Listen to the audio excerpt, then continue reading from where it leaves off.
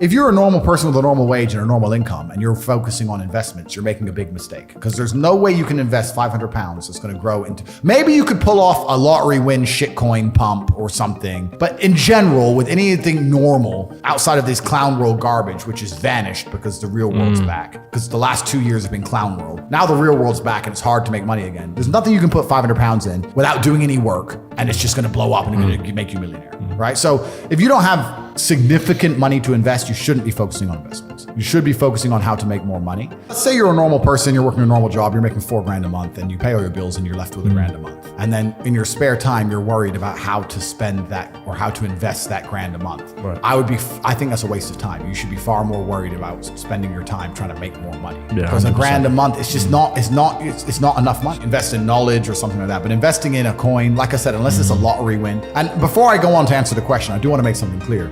I think the last 2 years have been a fantastic period of wealth creation. The money printers were on full, and it was full clown world, and it was bullshit. And a lot of people made money during the clown world and spent it all, and they now think they're going to continue to make money in clown world that's ways. not happening. No, the real world is back. The brokies and the wagies, you're all going back to McDonald's. If you bought Pooh Dick coin and made 200 grand, and you think you're going to be able to continue to do that for the rest of your life, you're a dumbass. That was a once in a lifetime generational gap where you could pull something off.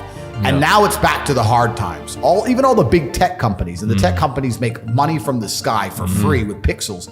They're cutting staff. But if they're cutting staff, then it's really hard. It's going to get very difficult to make money now. So a lot of the dumb shit is over. In terms of how to make money in the world today, it's hard. I think that the world is changing into an economy which is to a degree based on attention. I think you need to find a way to get attention to you and who you are, your product or your service, and find a way to monetize it. So the easiest way to do that is to have some knowledge. Even the podcast you guys run is an extremely efficient podcast. If you compare it to some of the other YouTube channels, like the big ones, like where they do these crazy stunts and stuff. Yeah. For you to get views, you talk. For them to get views, they have to build a set and build that. It's not efficient, right? You need to find an efficient way to get attention, and then you have to prove yourself credible in your field and attract customers. And I think the best way to do that is online, and it doesn't matter what it is. And I think if you do those things and you work very hard and you try your best and you're never lazy, you will make some money. That's what I believe. And one of the benefits of globalism and all the things we were talking about earlier on the podcast is now we're in a globalized world, and a lot of the products and services and things you can offer can be offered to absolutely everybody. So inside of my, don't want to do a plug, but I will, but inside of our university, we teach a bunch of things. We have 18 modern wealth creation methods, but they're all based on online. I think online, it's not groundbreaking to say the internet's here to stay and it's the future. And I think that whatever business you're in, you need an online presence to it. And then you have to find a way to attract attention. And the best way to do that is to come across as knowledgeable and interesting. If you're a CEO, technically you're free, but if you're too free, your business fails. So everyone's to a degree is owned. But you've just said something that intrigued me. Let's try and think of a business that's not an online business. What's not an online business? Laying bricks.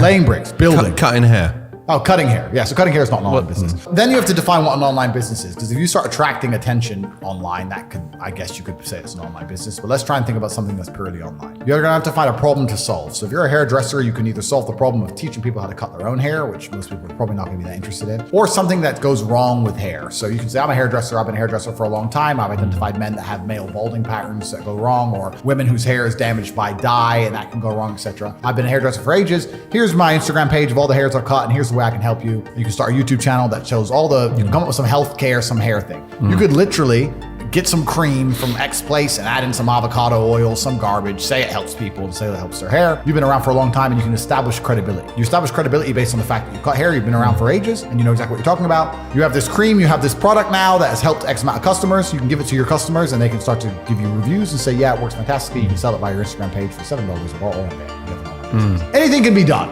Right? You can forget about the manual part of the business from that point on. So it's about transitioning. It's about establishing credibility and getting attention. It's almost as well building a brand, knowing what to put into the brand and what to actually discard. Completely. If you establish credibility and you gain attention, you'll make money. So I'll give you another example. I had a friend who was a personal trainer. He used to go to the gym every day and used to train people. He didn't make that much money. People would miss appointments. It was like £50 an hour. He had to get there, get back, blah, blah, blah. I said, listen, brother, you used to, he didn't at the time, look fantastic. How about you spend the next 6 months getting absolute killer shape, then put up a bunch of pictures on Instagram of you in killer shape, and then put together your workout plans and tell people they'll look like you even though they never will, and sell that for $7 or 10 pounds or 15 pounds and sell it by your Instagram. And he went from making $2.5 grand a month or $2 grand a month as a personal trainer to 15 grand a month without ever going in the gym. He only went to the gym for himself because he was selling information. So it's funny. That's exactly what I've said to my personal trainer. I was like, read Expert Secrets by Russell Brunson and understand the online world a little bit and move to your business online. Completely. And that's what a lot of people are doing now, but now it's getting more and more competitive. So you have to establish credibility and get attention in a way which is becoming more difficult. Like in the fitness industry, it can be done